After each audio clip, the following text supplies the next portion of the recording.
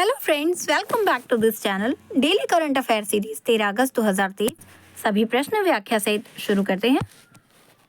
Question number 1, हाल ही में नागालैंड की पहली नागा पारंपरिक व्यंजन प्रयोगशाला किस जिले के अंतर्गत जापफो क्रिश्चियन कॉलेज में शुरू की गई?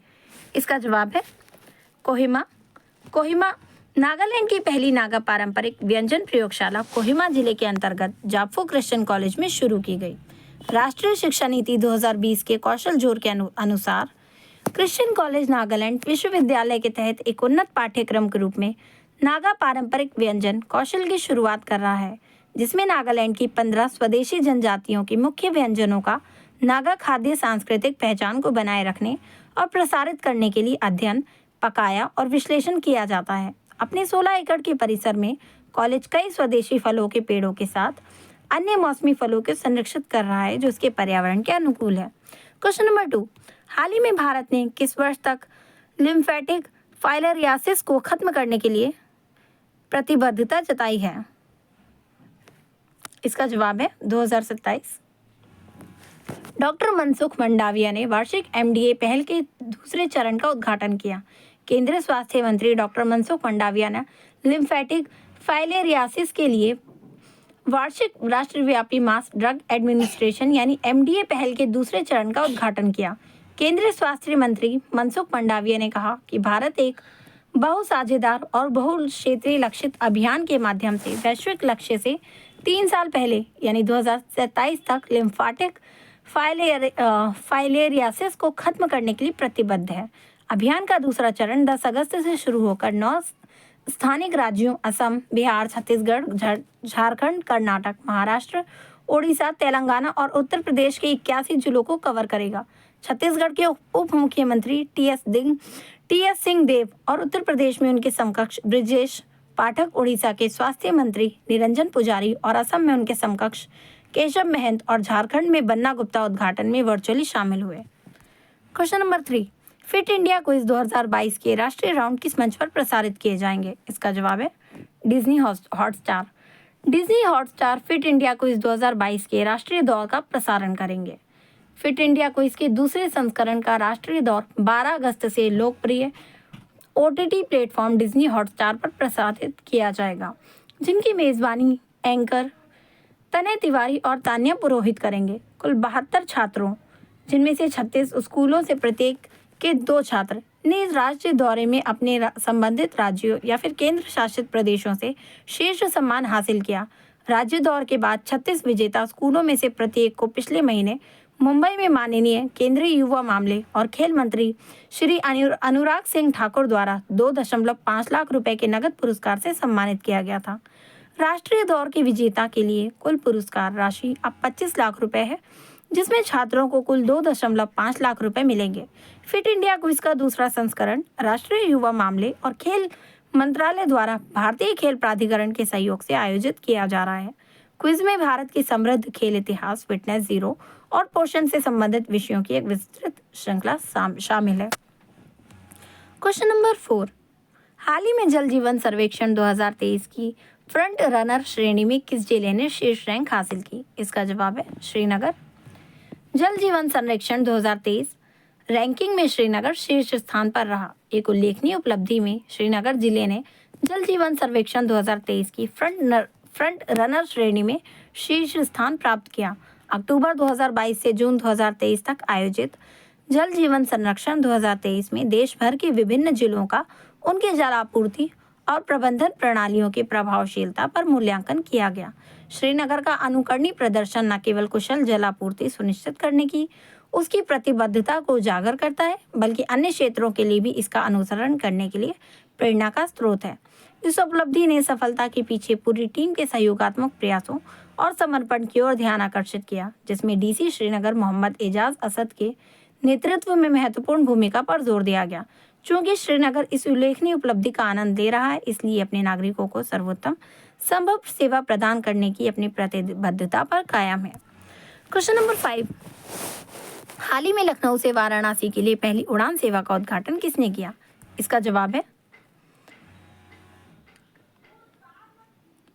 उत्तर प्रदेश के मुख्यमंत्री योगी आदित्यनाथ। उत्तर प्रदेश के मुख्यमंत्री ने लखनऊ वाराणसी के बीच पहली हवाई सेवा का उद्घाटन किया। मुख्यमंत्री योगी आदित्यनाथ ने लखनऊ से वाराणसी के लिए पहली उड़ान सेवा का शुभारंभ किया। इंडिगो एयरलाइंस द्वारा शुरू की गई ये सेवा वाराणसी से लखनऊ के बीच का सफर महज 55 मिनट में पूरा करेगी। ये उड़ान चौधरी चरण सिंह अंतर्राष्ट्रीय हवाई अड्डे से संचालित होगी। मुख्यमंत्री ने उड़ान की शुरुआत को राज्य की राजधानी को देश की आध्यात्मिक राजधानी से जोड़ने वाला बताया। क्वेश्चन नंबर 6, हाल ही में किस केंद्र शासित प्रदेश ने कक्षाओं में मोबाइल फोन के उपयोग पर प्रतिबंध लगा दिया? इसका जवाब है दिल्ली सरकार। दिल्ली सरकार ने कक्षाओं में मोबाइल फोन के इस्तेमाल पर प्रतिबंध लगा दिया है। दिल्ली सरकार ने स्कूल परिसर में मोबाइल फोन के इस्तेमाल पर प्रतिबंध के बारे में एक सलाह जारी की और अभिभावकों को यह सुनिश्चित करने का अनुरोध किया कि उनके बच्चे स्कूल में सेलफोन न ले जाएं। शिक्षकों और अन्य कर्मचारियों को कक्षाओं, खेलों के मैदानों, प्रयोगशालाओं और पुस्तकालयों जैसे स्थान पर मोबाइल फोन का उपयोग करने से बचने के लिए भी कहा गया, जहां शिक्षण और सीखने की गतिविधियां होती हैं। स्कूल अधिकारियों को हेल्पलाइन नंबर प्रदान करने के लिए कहा गया है, जहां छात्र और अभिभावक आपात स्थिति में कॉल कर सकें। ये एडवाइजरी दिल्ली के सभी सरकारी और प्राइवेट स्कूलों के लिए जारी की गई। क्वेश्चन नंबर 7, हाल ही में किस राज्य में 5T पहल के तहत निशुल्क पाठ्य पुस्तकें उपलब्ध कराने का कदम उठाया जाएगा? इसका जवाब है उड़ीसा। उड़ीसा सभी ओडिया माध्यम स्कूलों के छात्रों को मुफ्त पाठ्यक्रम प्रदान करेगा। उड़ीसा के मुख्यमंत्री नवीन पटनायक ने राज्य के सभी निजी और गैर सहायता प्राप्त उड़ीसा माध्यम स्कूलों के छात्रों को मुफ्त पाठ्य पुस्तकें प्रदान करने के निर्देश दिए। राज्य सरकार की 5T पहल के तहत मुख्य पाठ्य पुस्तकें उपलब्ध कराने के कदम उठाए जाएंगे और इसे शैक्षणिक वर्ष 2024 से 25 में लागू किया जाएगा। राज्य सरकार कक्षा 1 से 8वीं तक के विद्यार्थियों को निःशुल्क पाठ्य पुस्तकें उपलब्ध कराएगी। इस राज्य के 3620 निजी और गैर सहायता प्राप्त ओडिया माध्यम स्कूलों के 5 लाख से अधिक छात्रों को फायदा होगा। इसके लिए राज्य सरकार सालाना 9 करोड़ 43 लाख रुपए खर्च करेगी। बयान में कहा गया कि निजी ओडिया माध्यम स्कूलों में पढ़ने वाले बच्चे अच्छा प्रदर्शन कर रहे हैं और राज्य सरकार अन्य राज्यों में रहने वाले ओडिया बच्चों को मुफ्त पाठ्य पुस्तकें भी प्रदान कर रही है।